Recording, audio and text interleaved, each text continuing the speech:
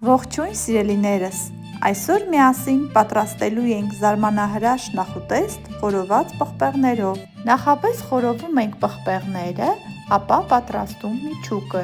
Միջուկի համար մեզ անհրաժեշտ է կաթնաշոր, թթվասեր, մանրացրած ընկույզ, մի բճեղ սխտոր և կտրատած սամիտ։ Այս ամենը լավ խառնում ենք և փորձում լցոնել պղպեղները։ Այն լցոնում ենք ռոլլերի տեսքով։ Խորոված պղպեղներից երիզներ ենք առանձնացնում, լցոնում միջուկով, փաթաթում ռոլլերի տեսքով, դասավորում մատուցամանի մեջ և ձևավորում կտրատած կանաչիով և ընկույզով։ Էսթետիկ տեսքը ապահովված է, գունային գամման հրաշալի է, էլ չասեմ սննդային արժեքների մասին։ Սիրելիներս, դուք էլ պատրաստեք, զարմացրեք ձեր հյուրերին։ Չմոռանաք պահպանել տեսանյութը և հետևել իմ էջին, ձեզ նոր բաղադրատոմսեր եմ սպասվում։